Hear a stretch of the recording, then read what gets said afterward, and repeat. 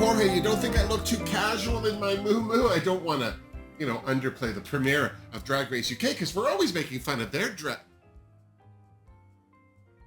Hey, hi, it's me, Wilma Fingerdoo, with the Fingerdoo review of RuPaul's Drag Race UK Season 4, Episode 1, the premiere. And before we get started, well, I just need to thank this week's Tipperdoo. Catherine McGreechin, how are you, doll? Thanks so much. You make me smile too. Seriously, you're the best.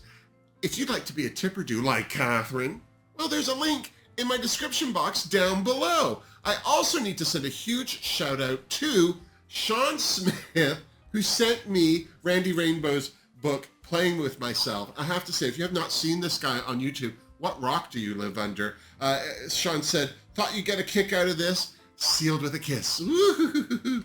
Loves me a book, I'll tell you what. Sean also sent me Elvira's Mystery of the Dark's latest autobiography, the one she came out in, and I'm a third of the way through it. So funny. I just need to find time where I don't need to be filming and editing all the time. I also, thanks again, Sean. I also want to let you know that in time for Halloween, I have the latest Lar de Souza design on my Redbubble page. Here it is on a t-shirt. Ooh. It is a Wilma sugar skull. I don't even know what we're calling this. Wilma's sweet head. I don't know what we're going to call it, but this is up on Redbubble. There's a link to my Redbubble store in the description box down below. There are many Lar de Souza designs as well as Denise Journeau, but this is his latest. Just in time for Halloween. If you like sugar skulls as much as I do, then I think you'll appreciate this. And as I say, this is what it looks like on a t-shirt. It looks good on a mug. It looks good on a sticker. Anything you want. So now, on to the important stuff. Jorge, drink me! Oh. Well, you've made no effort. What? Oh, vodka and soda. Okay, vodka and soda. Yummy, refreshing. We always need a break, I'm supposing, from the fun stuff. Okay, so let's get to it. First into the workroom was mustachioed queen Danny Beard.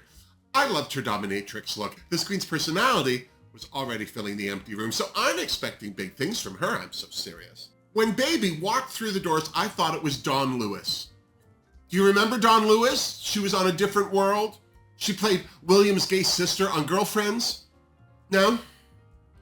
Well, I just love Dawn Lewis, and let's face it, there are worse people Baby could look like. I'm so serious. Maybe it was her resemblance to Dawn. Maybe it was because she was wearing a gorgeous red wig. Maybe it was the ease with which she started kikiing with Danny. I don't know what it was, but I'm already secretly her BFF. I may go public next week. I'm making no promises. You go, baby! Just saying. Third into the Season 4 workroom was Pixie Polite. I'm looking forward to seeing more of this queen. That is, if she'll be able to break the Brighton curse. Oh, remember Joe Black? Remember Anubis? No? There's a reason! They both went home first in Seasons 2 and 3, respectively. Although, they did bring Joe back when Ginny Lemon frigged off, which is not very cursy. But then, Joe Black was eliminated that same episode, and RuPaul berated her for shopping off the rack at H&M, which is very cursy. But then Joe turned it into a huge campaign with H&M and raised a lot of money for charity, which takes us out of curse country again. So, who knows? All Pixie is worried about is not going home first. If she can survive that long, she'll mark it as a win. Bless. Aim low, Pixie! Crystal Versailles, sorry, no, it's Sminty Drop was fourth through the workroom doors. Now, is she a drag granddaughter of Gothy Kendall? How is that possible? Wasn't Gothy just on Drag Race last week for her first time doing drag? I will say this, for a look queen, Sminty at least has a bit of a personality, which bodes well for her, I'm just saying. Starlet wasn't only fifth into the workroom, she's also the first queen from South Africa, and clearly the most glamorous. This has to be the best entry look anyone's ever worn, ever, in 15 years of RuPaul's Drag Race. That little South African munchkin put everyone to shame, and good for her. I thought she looked spectacular. If the rest of her wardrobe is even remotely close to this pink sparkly breakfast at Tiffany's look, then she's bound to impress on that runway, because that quiet disposition may not help her in the acting challenges, I'm just going to say. You never know. It's always the quiet ones. I don't get John Burst Blonde's name. Apparently it's an Irish expletive or something like that. I don't know. To be honest, I don't care. I just love this Irish queen who was 6 into the workroom. As film noir as she looked, her sense of humor and personality are a hoot. Seriously, I like her. 7th to strut her way into the workroom while working her 4-foot-long braid was the legend Black Peppa. If this queen's walk is as big as her talk, she'll take that crown home, mark my words. I just hope that big personality will fit well into group challenges without pissing anyone off. Who am I kidding? She's totally going to piss people off. Look at her! Stunning. I'm just going to go out on a limb and ask, if Just May is Britain's premier Jerry Halliwell Ginger Spice impersonator, would somebody please name me just one other? I'll wait. May had my heart the minute she walked into that workroom in her ginger spiciness, but I have to agree with Danny Beard. Her makeup makes her look like she's on the verge of tears. Maybe she is, bless. 9th into the workroom, although you just about miss her, she's so long and lean, was Dakota Schiffer, Drag Race UK's first trans queen. First off, her vintage bunny outfit was heaven. Secondly, all her old school glamour references impressed the hell out of me. She's obviously done her homework and won't make getting to top 4 easy for the other queens, mark my words. Coppertop was 10th, and I think I'm already secretly in like with her. I'm just going to go ahead and say she's my pick to make top 4 for sure. Is she the oldest of the season at 38? Liza Minnelli. I'm going to go out on another limb here and say our 11th queen into the workroom, Le Fil, is going to make top 4. Period. She's a pocket rocket of energy and stunning to boot. Plus, her entrance look had me laughing, so I'm expecting her to shine in the comedy challenges. Come on, Le Fil! You know that's French for thread, right? Is she? Last, but certainly far from least, 12th into the season 4 workroom was the legend herself, Cheddar Gorgeous. If you don't know who this queen is, well, I can't help you. But before there was the HBO series We're Here, there was the British series Drag SOS, which Cheddar was one of the stars of. I love this queen. She's a fairly level-headed person whose sense of style is going to cause the judges to go blind. Blind, I tell you! I'm sure that Cheddar will not only make top 4, but she's my pick to win this season. There, I said it. If nothing else, she'll burn up that catwalk with her several many looks. Yay, Cheddar Gorgeous. Just as the queens were getting to know each other, Rue's video message, which she obviously recorded at the same time as her Canada's Drag Race messages, called the queens into order. And then there was Rue, up close and in person to give the queens their first mini challenge of the season. A photo shoot. I'm shocked. Are you shocked? I'm shocked. But for some reason, before the camera started clicking, Rue had to call in 2 of this season's Brit crew. See that tall drink of water? His name is Kalechi Kalu. He's mine. For the photo shoot, the queens had to recreate the Spice Girls' entrance to the Olympic Games of 2012, much to Just May's Ginger Spice delight, which is reason enough that Just May went first. As is Drag Race's wont, this was no simple photo shoot. Those Brit crew menses blew those queens hard with leaf blowers and confetti cannons, and there were balls and rain. Well, it is Britain. Dakota Schiffer aced this mini with her boots down glamour. Baby had a bit of an issue with rain, but let's face it, when is the rain ever a girl's best friend? Seriously. Coppertop had a hoot playing with the Brit crew's balls. Snowballs, I mean. Did they get snow in Britain?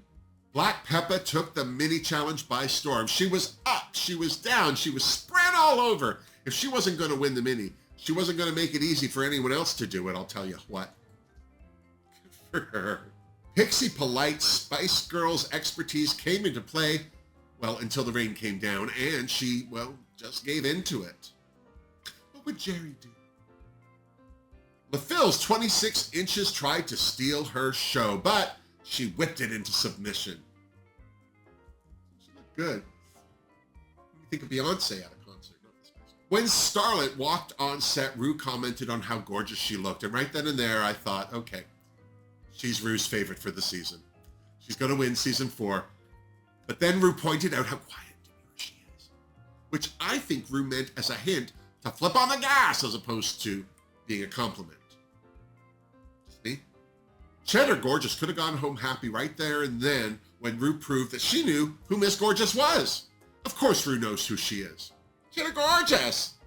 And when the cameras stopped clicking, it was announced that the queen with the best picture was Black Peppa.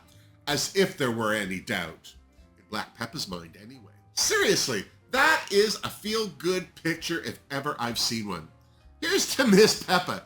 If that's not walking the walk, I don't know what is. I'm just gonna say. And then it was Maxi Challenge time. The queens had to present 2 looks down the runway. The first, in honor of the BBC's 100th anniversary, keeping it 100, a look inspired by the BBC. The second category was Rue Are You, where the queens would have to highlight their charisma, uniqueness, nerve, and talent. Let the de-dragging begin! I'm so glad to see that Cheddar and I were of the same opinion of this process. We don't like it. That said, some of these queens were unpacking some exciting looking frocks and wigs and not checking out who was trade.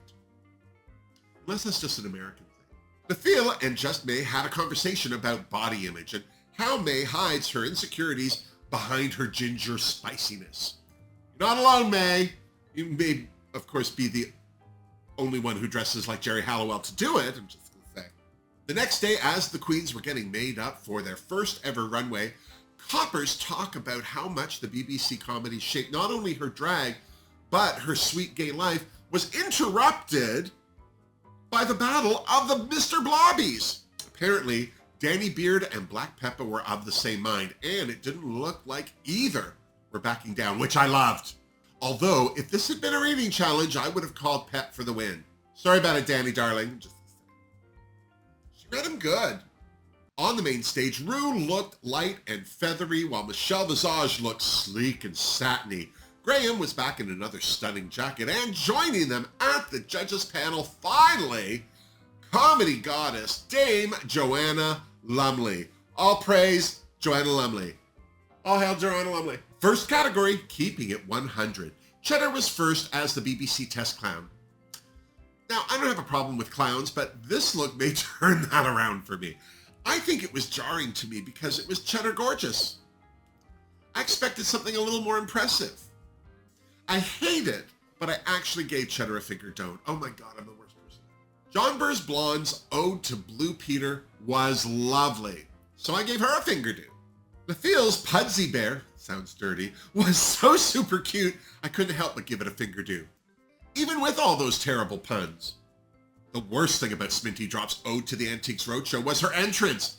Why is it these tall queens always insist on more height? Seriously. But beyond that, this look was so fabulous, I almost was too busy gagging to give it a Fingerdoo. It totally made me think of the lamp from A Christmas Story.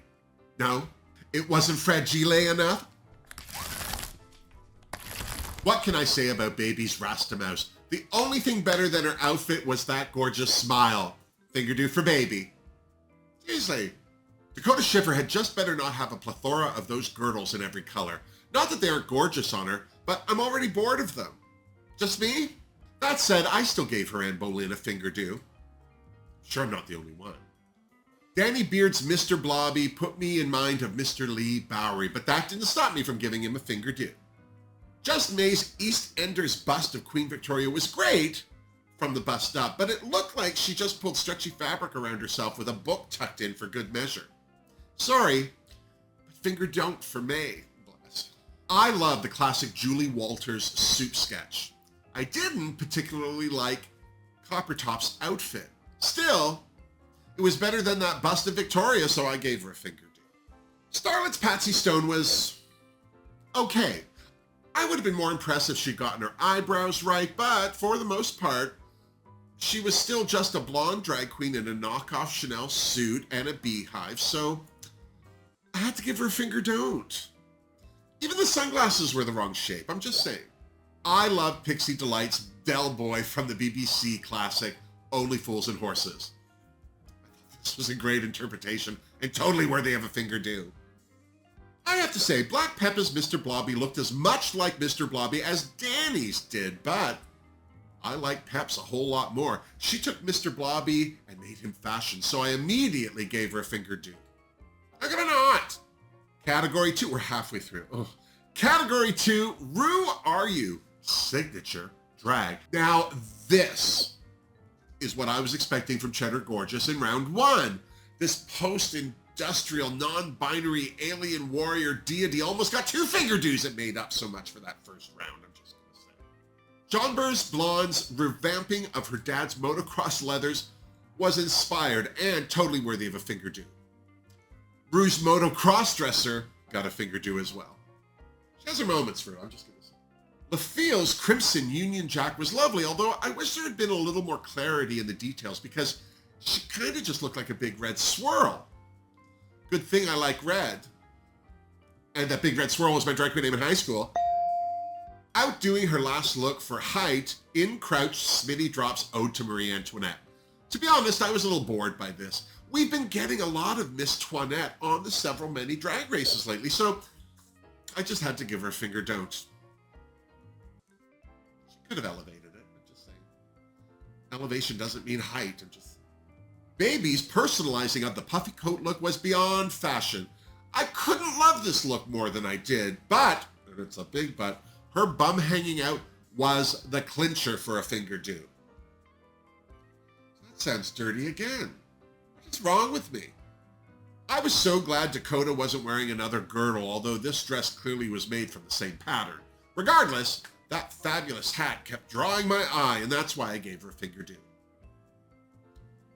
It's the pretty ones who don't seem to try so hard, I'm just gonna say.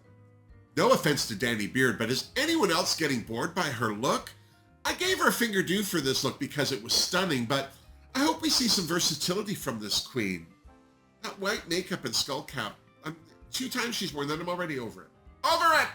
Just May's self-branded dress was cute, but compared to some of what already went down that catwalk, it was a tad boring, so I had to give her a Fingerdoo. So mean. I have to say, I love the silhouette of Coppertop's runway. It was very comme des garçons to me.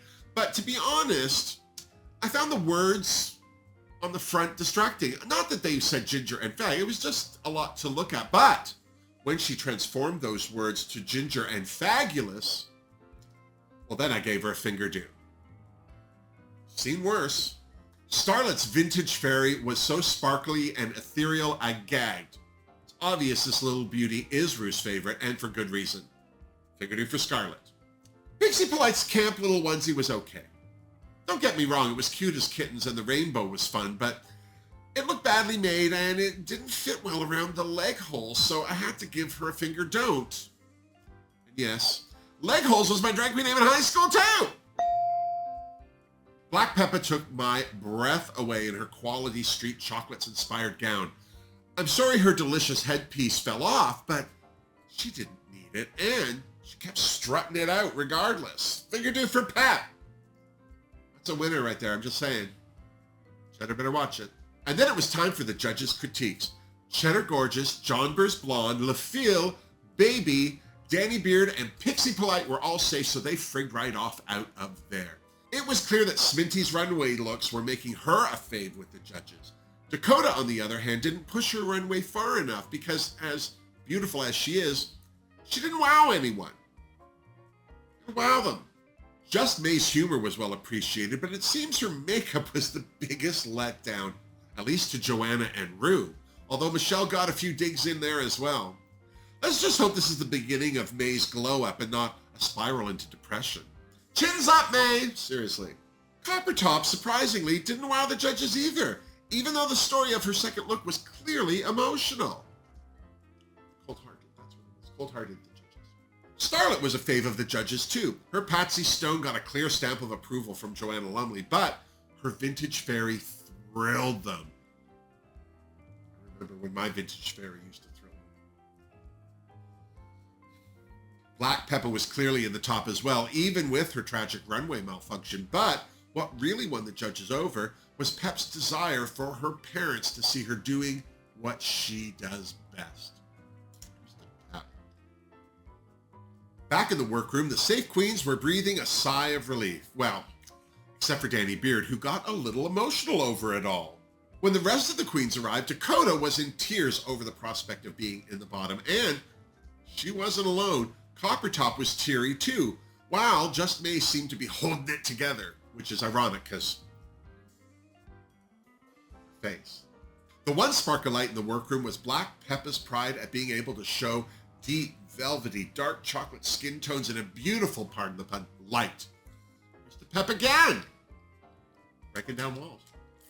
Back on the runway, it was announced that Black Peppa was this week's winner. That's a mini and a maxi for Pep. Those other queens better try harder is all I'm saying. Seriously. Unfortunately, the queens who landed in the bottom this week were, as expected, Dakota Schiffer, Just May, and Coppertop. God, you could just about see the moment Copper pooped her panties hearing that bit of news that she was safe. She thought for sure she was lip-syncing, bless her. So it was Dakota and May in the bottom two.